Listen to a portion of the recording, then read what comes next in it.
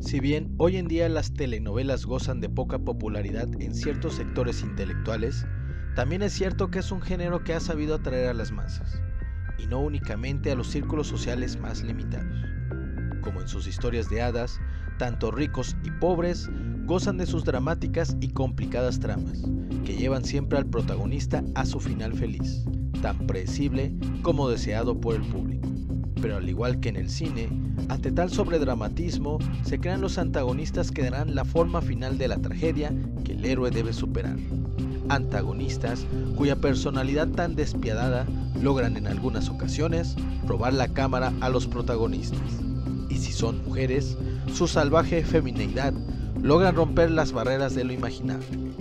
Sin embargo, su maldad se debe medir en la balanza y el desenlace no puede, ni por mucho, ser el más benévolo para las terribles acciones que llevan a cabo. Es así que he decidido mostrarte mi top 7 de las mejores muertes de las villanas telenoveleras.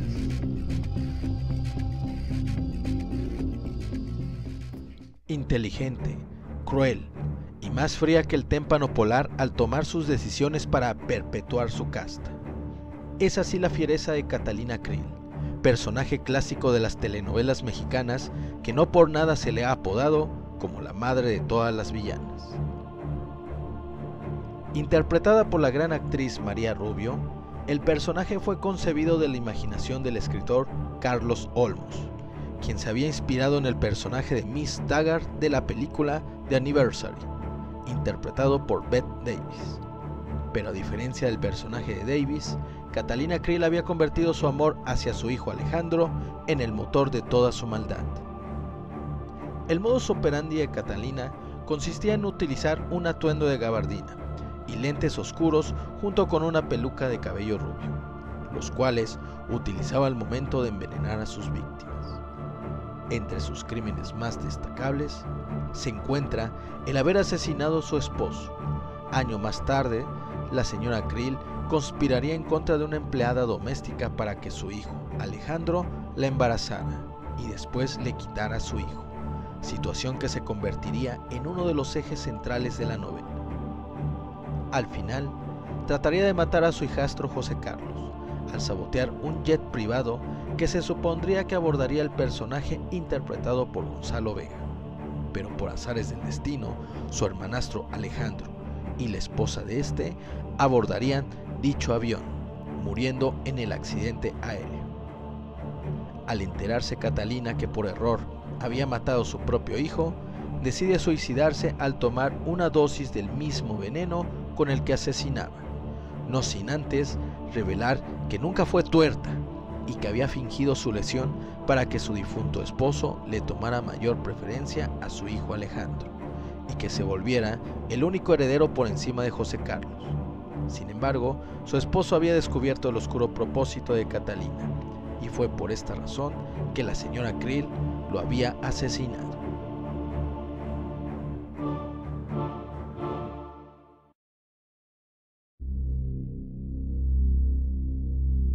Con el desarrollo de las redes sociales, muchos personajes de televisión mostraron una personalidad polifacética que se alejaba de lo que usualmente hacían en la pantalla chica. Otros tantos más volvieron a la vida y se convirtieron en el rostro de las emociones o pensamientos que la gente quería expresar. Soraya Montenegro es una de las villanas más recordadas de la televisión.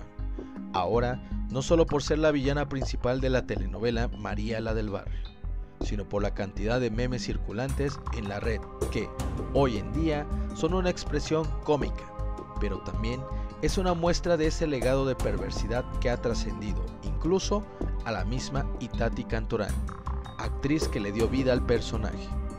Sumamente narcisista, Soraya Montenegro no tenía duda alguna al momento de humillar a sus semejantes. Peor aún, sus crímenes son un reflejo de su descarriada personalidad. Su caprichoso deseo de casarse con su primo es lo que dispara el tremendo odio hacia María, quien enamora a Luis Fernando sin ningún problema. Seguido de eso, y después de una recuperación tras un accidente, se casa con el gran empresario Óscar Montalbán, quien muere en un accidente de carretera provocado por Soraya, y cuya hija quedaría bajo su cargo con todo el odio y humillaciones que uno pudiera imaginarse. Por si fuera poco, mataría a su propia madre y seduciría al hijo de María y Luis Fernando, volviéndolo su amante. Su terrible final: irse al mismo infierno provocando un incendio en la cabaña donde se encontraba con Luis Fernando, y claro, con María la del barrio, dejándonos un catálogo de frases inolvidables.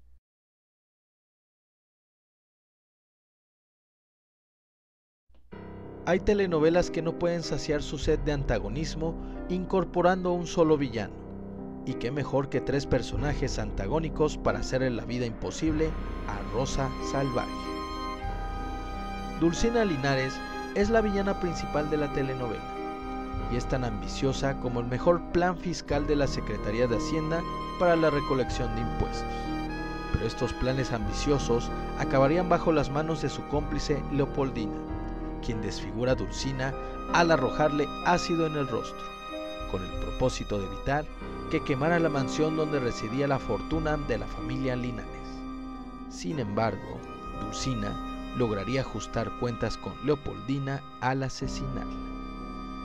Pero hasta este punto, el desenlace en cuestión y el que nos trae hasta este número del top se le otorga a Leonela Villarreal, quien en un arranque de ira decide empujar el vehículo de Rosa a las vías del tren, provocando que el karma actúe de manera instantánea, quedando el vehículo de Leonela estancado en las vías del tren, siendo hecha totalmente añicos entre los escombros de metal y una enorme bola de fuego. Un final digno del más clásico cliché para la muerte de un villano. Número 5.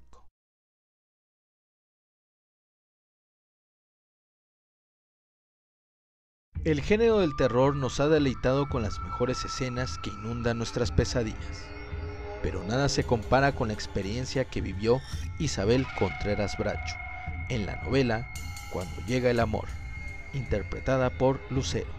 Alejandra Contreras Luján era prima de Isabel, una de esas primas que cualquiera quisiera que no se le arrimara a nadie, con un poder de egoísmo inimaginable. Sedujo al primer prometido de Isabel, acostándose con él.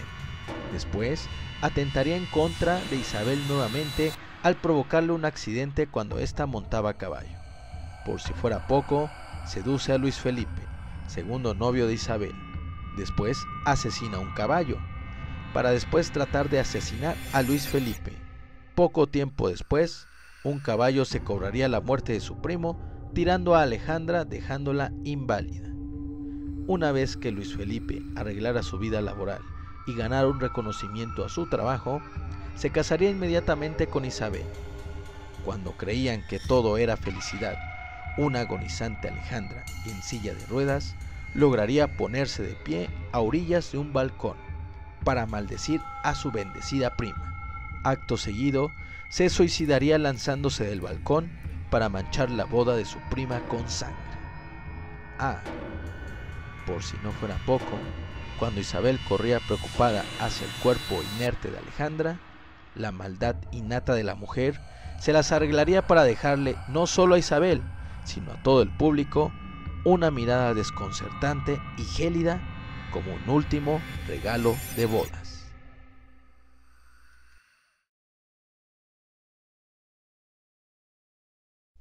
Si tú creías que los finales de las películas de Christopher Nolan eran desconcertantes, déjame decirte que estás equivocado.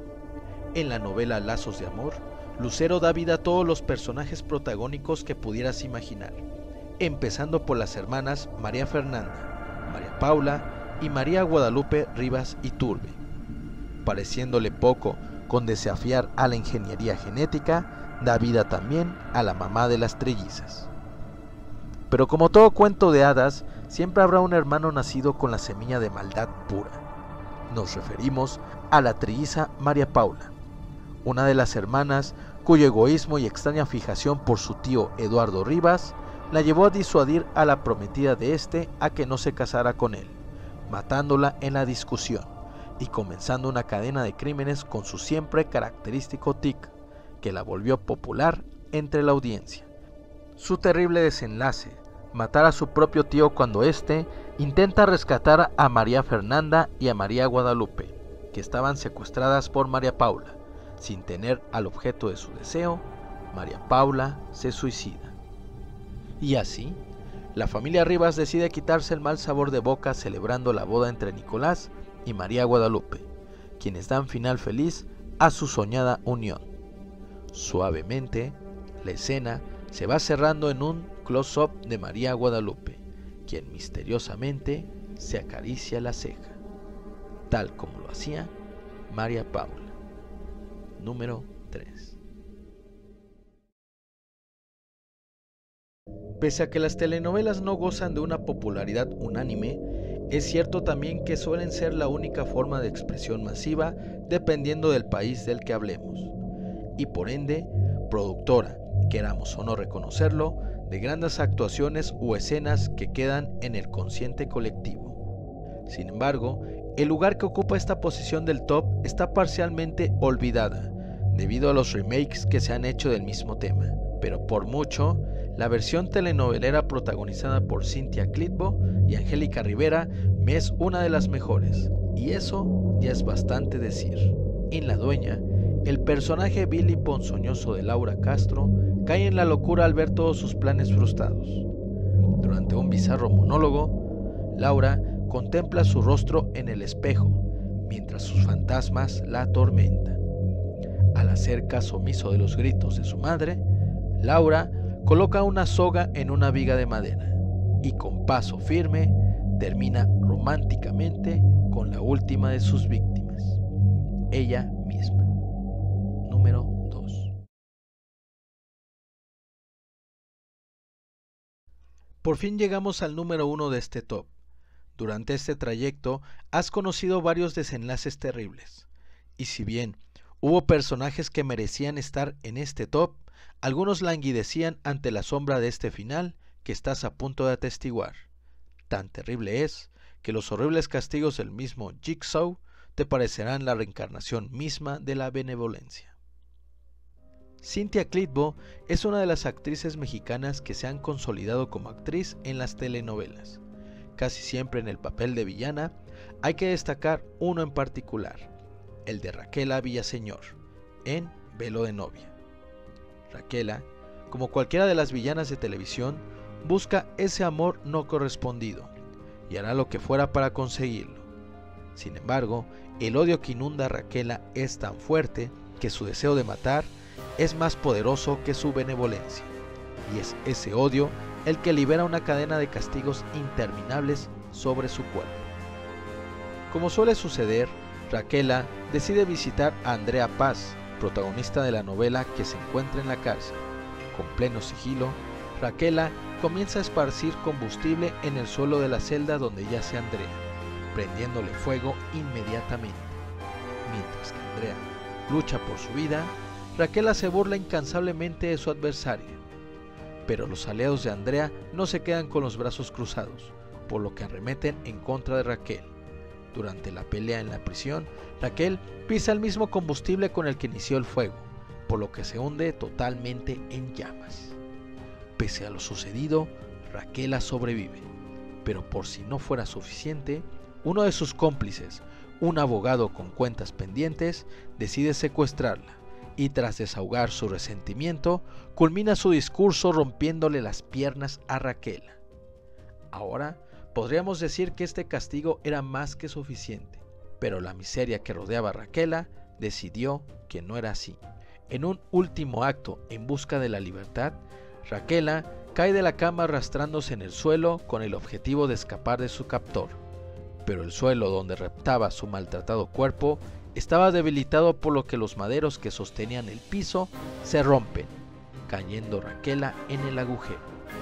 Inconsciente, unas ratas hambrientas comienzan a acercarse a su calcinado cuerpo, comenzando a devorarla mientras ella recuperaba la conciencia.